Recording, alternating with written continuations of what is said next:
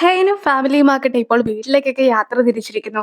അങ്ങനെ വീടിന് മുമ്പിൽ എത്തുമ്പോഴത്തേക്കുമാണ് ഒരുപാട് ആൾക്കാരുടെ കൂട്ടമൊക്കെ അവരും കാണുന്നത്. ആ ആളുകളാകട്ടെ റിസോർട്ട് പണിയൊക്കെ നിർത്തിയത് കൊണ്ട് തന്നെ അവരതിന്റെ വിക്ടിംസ് ആണെന്നുള്ള രീതിയിലായിരുന്നു അവിടെ കൂടിയിട്ടുമുണ്ടായിരുന്നത്. യഥാർത്ഥത്തിൽ എല്ലാം നഷ്ടപ്പെട്ടത് നമുക്കല്ലേ, പിന്നെ ഇവരെന്തുകൊണ്ടാണ് വിക്ടിംസ് ആണെന്ന് പറഞ്ഞ് നിൽക്കുന്നതെന്നൊക്കെ അമ്മയും ചോദിക്കുന്നു. അങ്ങനെയിരിക്കെ മടങ്ങി പോകാമെന്നൊക്കെ വിചാരിച്ചുകൊണ്ട് അച്ഛൻ നിൽക്കുമ്പോഴത്തേക്കുമാണ് അമ്മേനെ ഗ്രേസ്കോ കോൾ ചെയ്യുന്നത്. ബാക്ക് ഗേറ്റിൽ ആരും തന്നെ ഇല്ല. അതുകൊണ്ട് തന്നെ ബാക്കിലൂടെ നിങ്ങൾ വരുവാനായിട്ട് ഗ്രേസ്കോയും അമ്മയോട് പറയുന്നു. പക്ഷെ ഗ്രേസ്കോ കുറച്ച് റിപ്പോർട്ടേഴ്സിനെയൊക്കെ വിളിച്ചു കൂട്ടി അവിടെ ഒളിപ്പിച്ചൊക്കെ നിർത്തിയിരിക്കുകയാണ്. അങ്ങനെയിരിക്കെ ഗ്രേസ്കോ എല്ലാവരെയും കാറിൽ നിന്നും പുറത്തിറക്കുന്നു. ഗ്രേസ്കോ അങ്ങനെ പറയുകയാണ്, ചെയർമാൻ ഇപ്പോൾ ഹോസ്പിറ്റലിൽ ആയതുകൊണ്ട് തന്നെ കാര്യങ്ങളെല്ലാം തന്നെ സിവിൽസിലാണ് തീരുമാനിക്കുന്നത്. ഒരുപാട് ആൾക്കാരും റിപ്പോർട്ടേഴ്സും ഒക്കെ കൂടി നിൽക്കുന്നത് കൊണ്ട് തന്നെ നിങ്ങളോട് വീട്ടിലേക്ക് കയറേണ്ടെന്നാണ് അവൾ പറയുന്നതും. ഗ്രേസ്കോ ശരിക്കുമുള്ള സ്വഭാവമൊക്കെ പുറത്തെടുത്തിരിക്കുന്നു. ഗ്രേസ്കോയുടെ കൂടെ ഉണ്ടായിരുന്ന ആൾക്കാര് ഹെയ്നും സംഘവും വന്ന കാറുകളിലൊക്കെ കയറി ആ ഒരു കാറുകളുമായിട്ട് പോകുന്നു. നിങ്ങൾക്ക് കമ്പനിയുടെ വാഹനങ്ങളോ കമ്പനിയുടെ അക്കൗണ്ടുകളോ ഇനി ഉപയോഗിക്കാനായിട്ട് സാധിക്കുകയില്ല. എന്തിനേറെ പറയുന്നു, നിങ്ങളുടെ അക്കൗണ്ടുകൾ പോലും ഇപ്പോൾ ഫ്രീസ് ചെയ്ത് വെച്ചിരിക്കുകയാണെന്നും കൂടി ഗ്രേസ്കോ അറിയിക്കുന്നു. അവർക്ക് ആവശ്യമുള്ള അത്യാവശ്യ സാധനങ്ങളെല്ലാം തന്നെ പാക്ക് ചെയ്ത് വെച്ചിരിക്കുകയാണ് ഗ്രേസ്കോയും. ഈ ഒരു സന്ദർഭമൊക്കെ മുതലാക്കിക്കൊണ്ട് അവിടെയുള്ള റിപ്പോർട്ടേഴ്സും ഇവരുടെ ഫോട്ടോസ് ഒക്കെ എടുക്കുവാനായിട്ട് ശ്രമിക്കുമ്പോഴത്തേക്കും അവിടേക്ക് ഹ്യുൻവുവും കാറുമായിട്ട് എത്തുന്നു. റിപ്പോർട്ടേഴ്സിന് ഇവരെ കാണുവാൻ സാധിക്കാത്ത രീതിയിലായിരുന്നു അവനും വണ്ടി നിർത്തിയത്. അതിനുശേഷം നിങ്ങൾ എത്രയും വേഗം ഇതിലേക്ക് കയറുക, ഇവിടെ ചുറ്റും റിപ്പോർട്ടേഴ്സ് ആണ് ഉള്ളതെന്നൊക്കെ അവരുടെ അടുത്തും ഹിൻവു പറയുന്നു. സ്യോൽഹി നിങ്ങളെ വീട്ടിൽ നിന്നും പുറത്താക്കിയത് കൊണ്ട് തന്നെ നിയമപരമായിട്ട് നടപടിയൊക്കെ എടുത്ത് തിരിച്ച് വീട്ടിലേക്ക് കയറുവാൻ നിങ്ങൾക്ക് സാധിക്കുമെങ്കിലും അതിനൊക്കെ ഒരുപാട് സമയമെടുക്കും. മുത്തശ്ശനാകട്ടെ പവർ ഓഫ് അറ്റോർണിയില് വീട്ടുകാരുടെ ഡീറ്റെയിൽസ് കൂടി ആഡ് ചെയ്തിട്ടുണ്ടായിരുന്നു. അതുകൊണ്ട് തന്നെ വീട്ടുകാരുടെ സഹിതം സ്വത്തുക്കളെല്ലാം തന്നെ സ്യോൽഹിയും ഇപ്പോൾ കൈവശപ്പെടുത്തിയിരിക്കുന്നു. നിങ്ങൾക്കും പേഴ്സണൽ അക്കൗണ്ടുകളോ സ്റ്റോക്സോ അല്ല മറ്റെന്തെങ്കിലും ഇൻവെസ്റ്റ്മെന്റ് ഒക്കെ ഉണ്ടെങ്കിൽ അതോ ഒന്നും തന്നെ ഉപയോഗിക്കാനായിട്ട് സാധിക്കുകയില്ല. എല്ലാം മരവിപ്പിച്ച് കഴിഞ്ഞിരിക്കുന്നു. നമ്മൾ മറ്റേതെങ്കിലും പ്ലാനുമായിട്ട് മുന്നോട്ട് വരേണ്ടതായിട്ടുണ്ട്. ഇപ്പോൾ തൽക്കാലം മീഡിയാസിന്റെ ഒന്നും തന്നെ കണ്ണിൽ പെടാതിരിക്കുന്നതാണ് കൂടുതൽ നല്ലതെന്നും ഹിനു പറയുന്നു. ഡാഹയും അവരുടെ കൂടെ ഉണ്ടായിരുന്ന ആളാണല്ലേ? അല്ലെങ്കിൽ തന്നെ ആ കുഞ്ഞിനെ കണ്ടാൽ നിന്നെ പോലെ അല്ല ഇരിക്കുന്നതെന്ന് ഞാൻ എത്ര തവണ നിന്നോട് പറഞ്ഞിട്ടുണ്ടായിരുന്നു. അന്ന് നീ എന്നെ വിശ്വസിച്ചില്ലല്ലോ എന്നൊക്കെ വിഷമിച്ചിരിക്കുന്ന സൂചോണിന്റെ അടുത്ത് ആന്റിയും പറയുന്നു.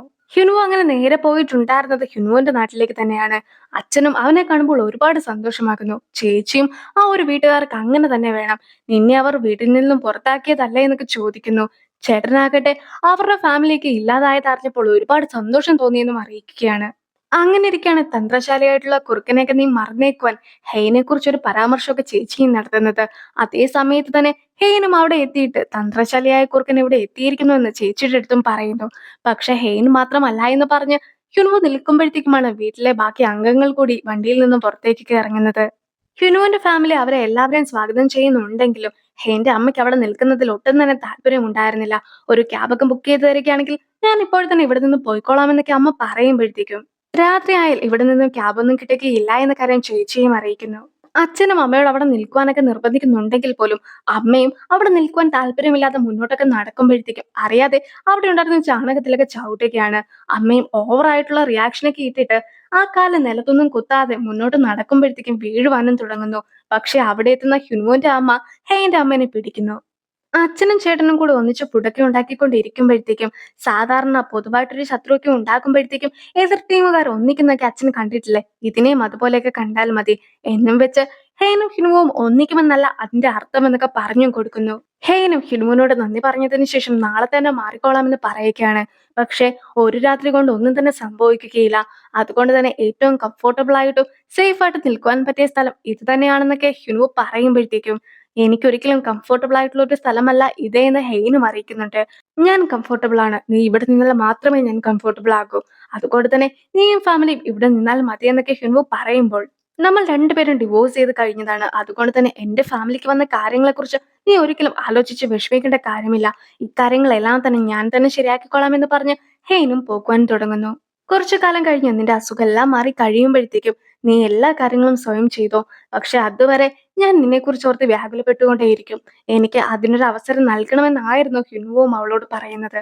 പക്ഷെ ഞാൻ നിന്റെ കൂടെ നിന്നു എന്ന് വെച്ച് അത്രയ്ക്ക് സന്തോഷിക്കുവാൻ ഒന്നും തന്നെ ഇല്ലല്ലോ എന്ന് അവൾ പറയുമ്പോൾ നീ എന്റെ കൂടെ നിന്നാൽ സന്തോഷിക്കുവാൻ കാരണങ്ങൾ ഇല്ലെങ്കിൽ പോലും നമുക്ക് വിഷമവും പങ്കുവെക്കുവാനായിട്ട് കഴിയുകയില്ലേ എന്നാണ് അവൻ ചോദിക്കുന്നത്. ചേച്ചിയും ഹെയ്ന്റെ അമ്മയുടെ ചെരുപ്പൊക്കെ കഴുകി കൊടുത്തോണ്ടിരിക്കുകയാണ്. അങ്ങനെ ഇരിക്കെ ചാണകത്തിന്റെ ചെറിയൊരു മണമൊക്കെ ഉണ്ടായിരുന്നത് കൊണ്ട് തന്നെ ആ ഒരു ചെരുപ്പൊന്നും ഇനി തനിക്ക് വേണ്ട എന്നും അതൊക്കെ കൊണ്ടുപോയി കളഞ്ഞേക്കുവാനുമാണ് ഹെയ്ന്റെ അമ്മയും പറയുന്നത്. ചേച്ചിക്കും ആ ചെരുപ്പ് കളയുവാനായിട്ട് തോന്നുന്നുണ്ടായിരുന്നില്ല. അങ്ങനെയിരിക്കെ അമ്മയ്ക്ക് സാധാരണ ഒരു ചെരുപ്പൊക്കെ ഇടുവാനായിട്ട് കൊടുക്കുമ്പോഴത്തേക്കും ആ ചെരുപ്പ് ഇടേണ്ട ഗതികേടൊക്കെ വന്നല്ലോ എന്ന് വിചാരിച്ചുകൊണ്ട് അമ്മയും ആകെ വിഷമിച്ച് അതില് നടന്നൊക്കെ പോകുകയാണ്. എന്നാലും ഈ ചെരുപ്പൊക്കെ കളയുവാനായിട്ട് അവർക്ക് എങ്ങനെയാണ് പറയുവാൻ തോന്നിയത്? ഈ ഒരു ചെരുപ്പാകട്ടെ എങ്ങനെ പോയാലും ഒരു 50,000 പോണെങ്കിലും വില വരുന്നതായിരിക്കുമെന്നൊക്കെ ചേച്ചിയും സ്വയം പറയുന്നു. പിന്നീട് അതിന്റെ വിലയൊക്കെ അറിയുവാനായിട്ട് ചേച്ചിയും ഇന്റർനെറ്റിലൊക്കെ സെർച്ച് ചെയ്ത് നോക്കുമ്പോഴത്തേക്കുമാണ് അതിന് 50,00,000 വോണിന്റെ വിലയുണ്ടായിരുന്നു എന്ന കാര്യമൊക്കെ മനസ്സിലാക്കുന്നത്. അത് കാണുമ്പോൾ ചേച്ചിയെ ഞെട്ടിപ്പോകുന്നു. എന്റെ ഇളയ മകൻ ആകെ വിഷമത്തിലാണ്. ഹിനു ശരിക്കും ഞങ്ങളെ തട്ടിക്കൊണ്ടായിരുന്നു വന്നിട്ടുണ്ടായിരുന്നത്. അതിനിടയ്ക്ക് അവനോട് ഇതൊന്നും പാടില്ല എന്ന് പറയുവാൻ എനിക്ക് സാധിച്ചില്ല എന്നൊക്കെയാണ് എന്റെ അമ്മയും ഇപ്പോൾ ഹിനുവിന്റെ അമ്മയോട് പറയുന്നത്. നമ്മൾ കഴിഞ്ഞ തവണ കണ്ടപ്പോഴത്തേക്കും ഇതായിരിക്കും അവസാനമായി നമ്മൾ കാണുന്നതെന്നായിരുന്നു ഞാൻ വിചാരിച്ചിട്ടുണ്ടായിരുന്നത്. ഇതുകൊണ്ടൊക്കെയാണ് കാരണവന്മാരും ഭാവിയിൽ നടക്കുവാൻ പോകുന്ന കാര്യങ്ങൾ നമുക്ക് ഒരിക്കലും പ്രവചിക്കുവാൻ സാധിക്കുകയില്ല എന്നൊക്കെ പറയുന്നതെന്ന് ഹിനുവിന്റെ അമ്മയും പറയുന്നു. എന്റെ സഹോദരനെ കുറെ തവണ കോൾ ചെയ്തതാണ്. അവളുടെ വില്ലയിലേക്കൊക്കെ താമസിക്കുവാനായിട്ട് ചെല്ലണമെന്നായിരുന്നു അവളും പറഞ്ഞിട്ടുണ്ടായിരുന്നത്. നാളെ രാവിലെ തന്നെ ഞങ്ങളും അങ്ങോട്ട് പോകുമെന്നൊക്കെ എന്റെ അമ്മ പറയുമ്പോഴത്തേക്കും ഒരുപാട് ആത്മവിശ്വാസം പാടില്ല എന്നാണ് ഹിനുവിന്റെ അമ്മയും അറിയിക്കുന്നത്. ഹ്യൂനുവിന്റെ ഫാമിലി ഇപ്പോൾ എല്ലാവർക്കും കഴിക്കാൻ ഫുഡൊക്കെ എടുത്തു വെച്ചിരിക്കുന്നു. അച്ഛനും അത് കഴിച്ച് നല്ല രുചിയുണ്ടെന്നൊക്കെ പറയുമ്പോഴത്തേക്കും അമ്മയാകട്ടെ അതില് സോഡിയം ഒക്കെ ഉള്ളതാണ്. അതുകൊണ്ട് തന്നെ അത് അധികം കഴിക്കുവാൻ പാടില്ല. ഡോക്ടറും ഇതൊക്കെ നീ കഴിച്ചു എന്നറിയിക്കുകയാണെങ്കിൽ നിന്നെ വഴക്ക് പറയുന്നതായിരിക്കുമെന്നൊക്കെ അച്ഛന്റെ അടുത്ത് പറയുമ്പോഴത്തേക്കും അതോർത്ത് നീ വിഷമിക്കേണ്ട കാര്യമൊന്നുമില്ല. ഞാൻ ഡോക്ടറിനെ ഒരുപാട് തവണ കോൾ ചെയ്തിട്ടുണ്ടായിരുന്നു. അയാളിനെ ബ്ലോക്ക് ചെയ്തിട്ട് പോയെന്നാണ് എനിക്ക് തോന്നുന്നത്. അതുകൊണ്ട് തന്നെ നമ്മൾ ഏത് രീതിയിലുള്ള ഫുഡാണ് കഴിക്കുന്നതെന്ന് അയാൾ അറിയാനേ പോകുന്നില്ല എന്നൊക്കെ അച്ഛനും അറിയിക്കുന്നു. സൂചിച്ചുള്ള ഫുഡൊന്നും കഴിക്കുവാനായിട്ട് ഒട്ടും തന്നെ താല്പര്യമുണ്ടായിരുന്നില്ല. അങ്ങനെയിരിക്കെ വെള്ളം മതിയെന്ന് പറയുമ്പോഴത്തേക്കും ചേട്ടനും അവന് കുടിക്കുവാൻ വെള്ളം നൽകുന്നു. അവനും ഇതുപോലത്തെ വെള്ളമൊന്നും കുടിക്കുകയില്ല. ബോട്ടിലിൽ കിട്ടുന്ന വെള്ളമില്ലേ അത് മാത്രമേ കുടിക്കുകയുള്ളൂ എന്നൊക്കെ പറയുമ്പോഴത്തേക്കും ചേട്ടനും കടയിൽ ബോട്ടിലിലൊക്കെ വെള്ളം വെച്ചിട്ടുണ്ട്. അത് എടുത്തോണ്ട് വരാമെന്ന് പറഞ്ഞ് പോകുവാനായിട്ട് തുടങ്ങുന്നു. പക്ഷേ അപ്പോഴാണ് എനിക്ക് ആൽപ്സിൽ നിന്നും കിട്ടുന്ന ആ ഒരു വെള്ളം ഉണ്ടല്ലോ അത് മാത്രം മതി എന്നൊക്കെ അവനും പറയുന്നത്. പക്ഷെ അതൊക്കെ കേൾക്കുമ്പോഴത്തേക്കും അച്ഛനാകട്ടെ ഇവന് പക്വത കുറവായത് കൊണ്ടാണ് ഇങ്ങനെയൊക്കെ സംസാരിക്കുന്നത്. നിങ്ങൾ അവനോട് ക്ഷമിക്കണം. ഞങ്ങൾക്ക് ആൽപ്സിൽ നിന്നുമുള്ള വെള്ളം തന്നെ വേണമെന്ന് നിർബന്ധമൊന്നുമില്ല. ജർമ്മനിയിൽ നിന്നോ ഓസ്ട്രേലിയയിൽ നിന്നോ ഇമ്പോർട്ട് ചെയ്ത വെള്ളമാണെങ്കിലും ഞങ്ങൾ കുടിച്ചോളാം എന്നൊക്കെയാണ് അച്ഛൻ അറിയിക്കുന്നത്.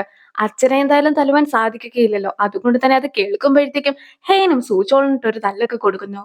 മര്യാദയ്ക്ക് ഇവര് തരുന്ന വെള്ളം കുടിക്കുവാനായിട്ട് സൂചോളിന്റെ അടുത്തൊക്കെ ഹെയ്ൻ പറഞ്ഞു കഴിയുമ്പോഴത്തേക്കും അവനും അത്രയും നേരം മടിച്ചു നിൽക്കുക ആയിരുന്നെങ്കിൽ കൂടി ഇപ്പോൾ വെള്ളമൊക്കെ കുടിക്കുന്നു. അതേസമയം ഹിനുവിന്റെ ഫാമിലിയിലുള്ള എല്ലാവരും ആ ഒരു തല്ലൊക്കെ കാണുമ്പോൾ ഹിനുവിനെയാണ് നോക്കുന്നത്. എന്നെ ഇതുവരെ ഹെയ്ൻ തല്ലിയിട്ടില്ലെന്നൊക്കെ വളരെ അഭിമാനത്തോടു കൂടി തന്നെ ഹിനുവും അറിയിക്കുന്നു. ഹെയ്ൻ അവളുടെ അനിയനെ തല്ലുന്നതൊക്കെ നീ കണ്ടതല്ലേ? എന്ത് വേദനിക്കുന്ന രീതിയിലാണ് തല്ലിയിട്ടുണ്ടായിരുന്നത്. ഞാൻ പോലും നിന്നെ അങ്ങനെയൊന്നും തല്ലിയിട്ടില്ലല്ലോ എന്നൊക്കെ ചേച്ചി പറഞ്ഞുകൊണ്ടിരിക്കുമ്പോഴത്തേക്കുമാണ് ഹെയ്നും അവിടേക്ക് എത്തുന്നത്. അടുക്കളയിൽ എന്തെങ്കിലും ഹെൽപ്പൊക്കെ ആവശ്യമായിട്ടുണ്ടോ എന്ന് ഹെയ്ൻ ചോദിക്കുന്നുണ്ടെങ്കിലും ചേച്ചിയും അവളോട് ഒന്നും തന്നെ ചെയ്യേണ്ടെന്നൊക്കെ പറയുന്നു. ചേച്ചിയും ചേട്ടനും കൂടി ഹെയ്നും ഫാമിലിയും വന്ന സമയത്ത് കുറെ കാര്യങ്ങളൊക്കെ പറഞ്ഞിട്ടുണ്ടായിരുന്നല്ലോ. അതുകൊണ്ട് തന്നെ ആ ഒരു കാര്യങ്ങളൊക്കെ പറഞ്ഞിട്ട് ക്ഷമ ചോദിക്കുകയാണ് ഇപ്പോൾ ചെയ്യുന്നത്. എങ്കിൽ കൂടി പറഞ്ഞ കാര്യങ്ങളെല്ലാം തന്നെ സത്യമായതുകൊണ്ട് ഹെയ്നും ക്ഷമ ചോദിക്കേണ്ട ആവശ്യമൊന്നുമില്ല എന്നും പറയുന്നു. ഇപ്പോൾ ഇവിടേക്കൊക്കെ ഒരു പ്രശ്നം വന്നപ്പോഴത്തേക്കും എത്തിയത് കൊണ്ട് തന്നെ ഹേനയും ഹിനുവും നല്ല രീതിയിലാണ് മുന്നോട്ട് പോകുന്നതെന്നൊക്കെ ചേച്ചി പറയുമ്പോഴത്തേക്കും ഞങ്ങൾ പെട്ടെന്നുള്ള ധൃതിയിൽ ഇങ്ങോട്ട് വന്നതേ ഉള്ളൂ. അല്ലാതെ ഞാനും ഹിനുവും തമ്മിൽ മറ്റൊരു രീതിയിലുള്ള ബന്ധവും ഇല്ല എന്നൊക്കെ ചേച്ചിയോട് ഹെയ്നും പറയുന്നു. ഹെയ്ന്റെ റെസ്പോൺസ് ഒക്കെ എന്താണെന്ന് അറിയുവാനായിട്ട് ചേച്ചിയും ഒരു കാര്യമൊക്കെ ഹെയ്നോട് ചോദിക്കുകയാണ്. അതായത് നേരത്തെ ഹിനുവിനെ വൺ സൈഡ് ആയിട്ട് ഇഷ്ടമുണ്ടായിരുന്ന ഒരു പെൺകുട്ടിനെ കുറിച്ചൊക്കെ ചേച്ചി പറഞ്ഞിട്ടുണ്ടായിരുന്നല്ലോ. ഒരു പ്രിൻസിപ്പളിന്റെ മകൾ. അവളാകട്ടെ ഇവിടെ അടുത്ത് തന്നെ ജോലിക്കായിട്ടൊക്കെ വന്നിട്ടുണ്ട്.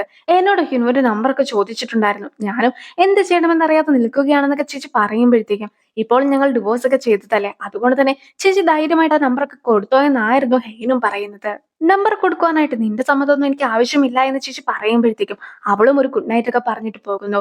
ഹെയ്ൻ ഇത്രയ്ക്ക് റൂഡായിട്ടാണല്ലോ പെരുമാറുന്നത്. അതുകൊണ്ട് തന്നെ ഇതുപോലത്തെ ഒരു മരുമകളൊന്നും ഞങ്ങൾക്ക് ആവശ്യമില്ല എന്ന് കൂടി അവൾ പോയി കഴിയുമ്പോൾ ചേച്ചി പറയുന്നുമുണ്ട്.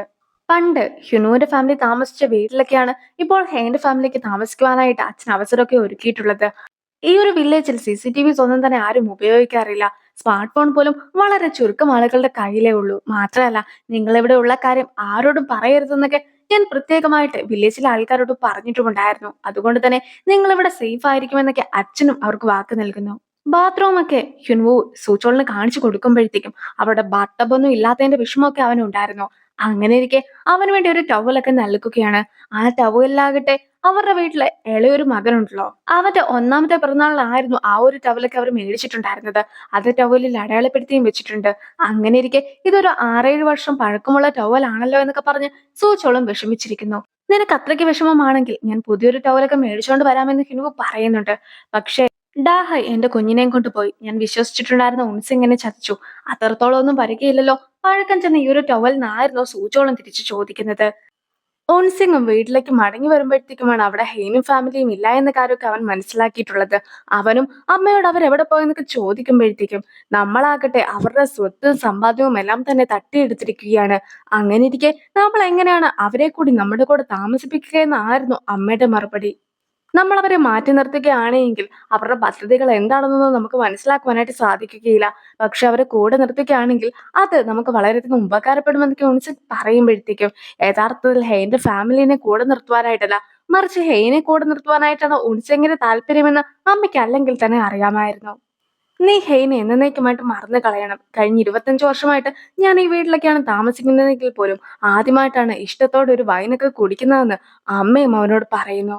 ഓൺസെങ്ങിനെ സ്യോൽഹി വിദേശത്ത് അയക്കുന്നതിന് മുമ്പായിട്ട് അവനെ ഒരുപാട് സ്നേഹിക്കുന്നുണ്ട് എന്നും അമ്മയും ഒരുപാട് വേദനയൊക്കെ സഹിച്ചിട്ടാണ് അവനെ പറഞ്ഞയക്കുന്നതെന്നും എല്ലാം സഹിക്കുവാനായിട്ട് അകന്നിരുന്നേ മതിയാക്കൂ എന്നുമൊക്കെ ആയിരുന്നു അവനോട് പറഞ്ഞിട്ടുണ്ടായിരുന്നത്.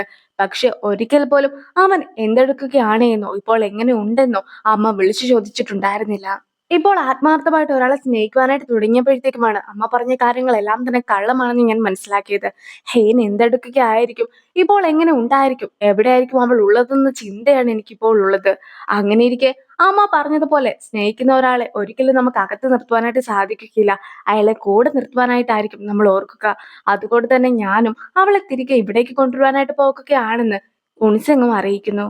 ഒരുപാട് വർഷത്തെ കഷ്ടപ്പാടിന് ശേഷമായിരുന്നു നമ്മൾ ഇത്രയും വലിയൊരു പൊസിഷനിലൊക്കെ എത്തിയത്. അങ്ങനെ ഇരിക്കെ ഒറ്റ നിമിഷം കൊണ്ട് ഇതൊന്നും തന്നെ തകർത്ത് കളയുവാനായിട്ട് തനിക്ക് സാധിക്കുകയില്ല എന്നൊക്കെ സ്യോൽഹി പറയുന്നുണ്ടെങ്കിൽ പോലും സ്യോൽഹിയും അവനേക്കാളും വലുതായിട്ടൊക്കെ ആ ഒരു വീടിനെയും സ്വത്തിനെയും കണ്ടിട്ടൊക്കെ ഉണ്ടായിരുന്നു. അതുപോലെ തന്നെ ഞാനും അമ്മേനേക്കാളും വലുതായിട്ട് മറ്റൊരാളെ കാണുകയാണെങ്കിൽ പിന്നെ ഒരിക്കലും അമ്മയ്ക്കും ഒരു സ്ഥാനമുണ്ടായിരിക്കുന്നതല്ല എന്ന് കൂടി അവൻ അറിയിക്കുന്നുണ്ട്. ഹെയ്നും ഫാമിലിയും ഇപ്പോൾ എവിടെയാണ് താമസിക്കുന്നതെന്നൊക്കെ അറിയുവാനായിട്ട് ഹോട്ടലിലേക്കൊക്കെ ആളുകളെ വിട്ടിരിക്കുകയാണ് ഉൺസിങ്ങും. വീട്ടിൽ വലിയധികം സൗകര്യങ്ങളൊന്നും ഇല്ലാത്തത് കൊണ്ട് തന്നെ അതൊരു നരകമായിട്ടാണ് അമ്മയ്ക്ക് ഫീൽ ചെയ്യുന്നത്. പക്ഷെ നരകത്തിലൊന്നും ഇത്രയ്ക്ക് സൗകര്യം ഉണ്ടാക്കുകയില്ല എന്നൊക്കെ അച്ഛൻ പറഞ്ഞ അച്ഛനും അതിനെ നരകമെന്ന് പറഞ്ഞ് തള്ളിക്കളയുവാനായിട്ട് തീരുമാനിച്ചിട്ടുണ്ടായിരുന്നില്ല. അങ്ങനെ ഇരിക്കെ സൂച്ചോൾ കരയുന്ന ശബ്ദമൊക്കെ അമ്മ കേൾക്കുകയാണ്. സൂച്ചോളും ഇതുവരെ റോയൽ ആയിട്ടുള്ള ബെഡിൽ മാത്രമേ കിടന്നുറങ്ങിയിട്ടുള്ളൂ. ആദ്യമായിട്ടാണ് അവൻ നിലത്ത് കിടക്കുന്നത്. അതിന്റെ വിഷമമൊക്കെ ആയിരിക്കും അവൻ ഉണ്ടാക്കുക. പിന്നെ സൂച്ചോളിന് കൊടുത്ത പുതപ്പും വലിയ കട്ടിയൊന്നും ഇല്ലല്ലോ.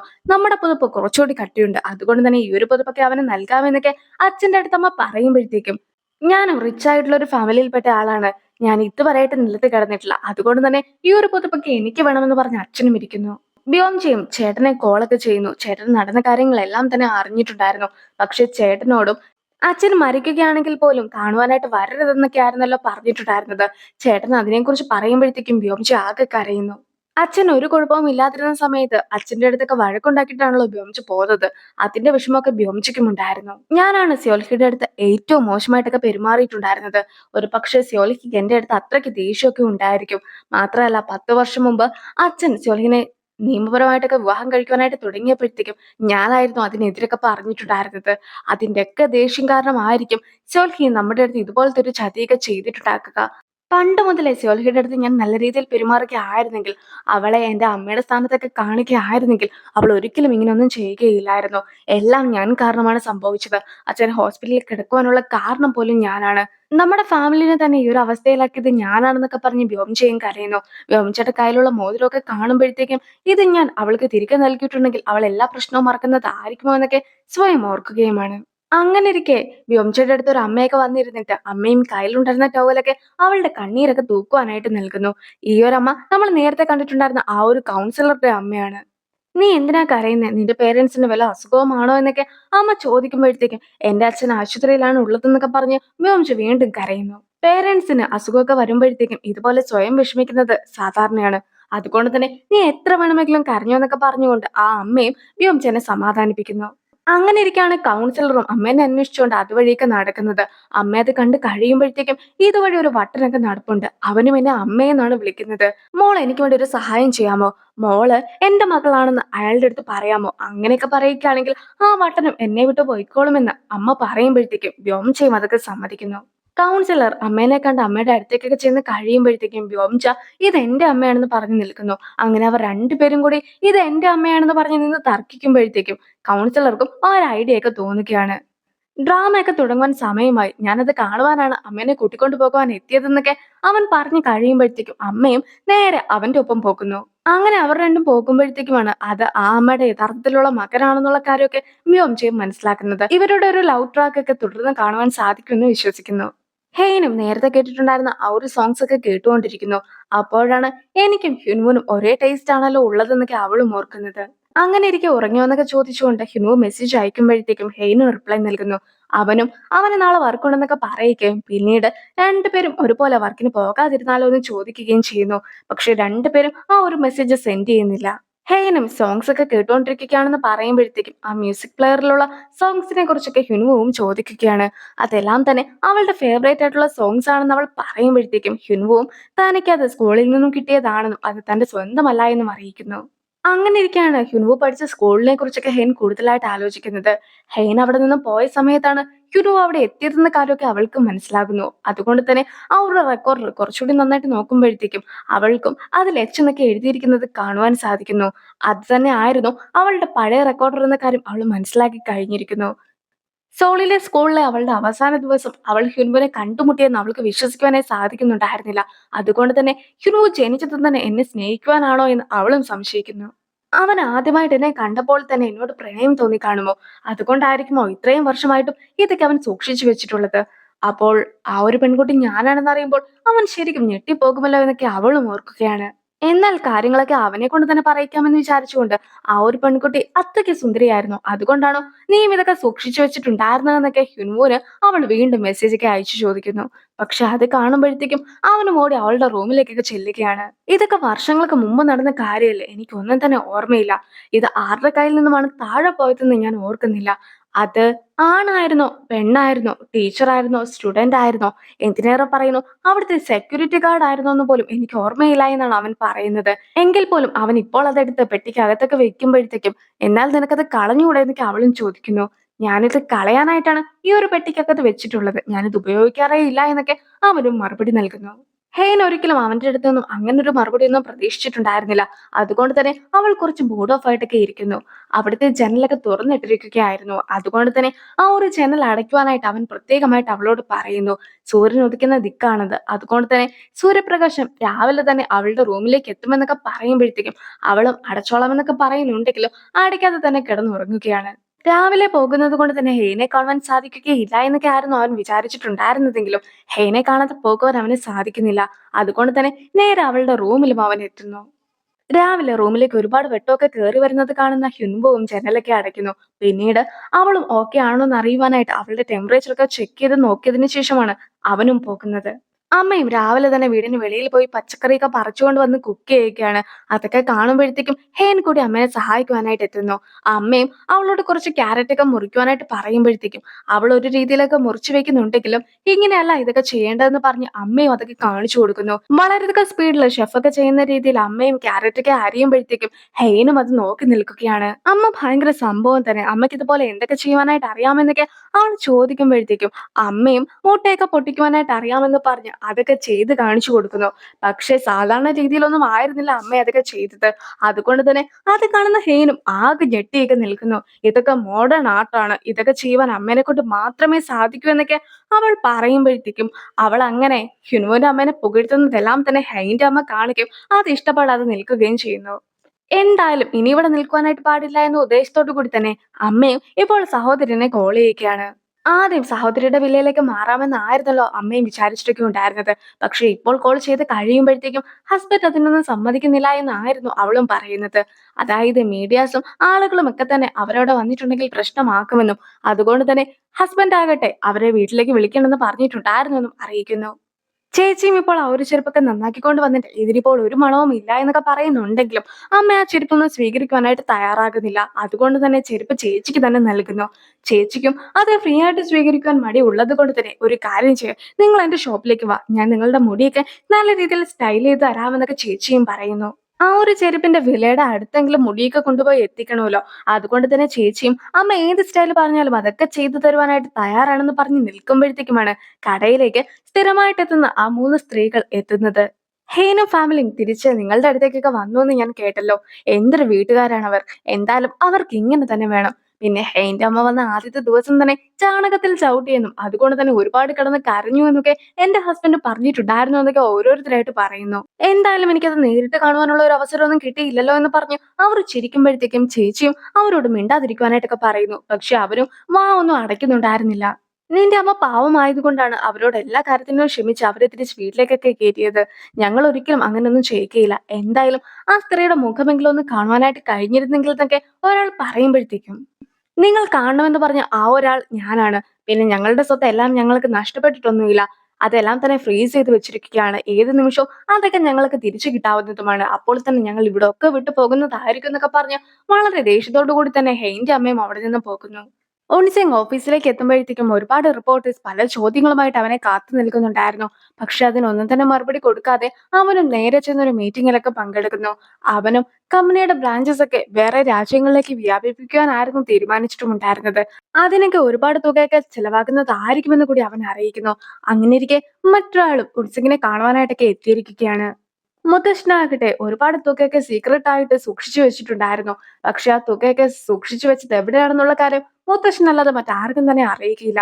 മുത്തശ്ശന്റെ പണമിടപാടുകൾ എല്ലാം തന്നെ കൈകാര്യം ചെയ്തിട്ടുണ്ടായിരുന്നത് ആ ഒരു സോങ് ആയിരുന്നെങ്കിൽ പോലും സോങ്ങിനോട് ചോദിച്ചിട്ടും അവൻ അതൊക്കെ എവിടെയാണ് ഉള്ളതെന്ന കാര്യം അറിയുകയില്ലായിരുന്നു.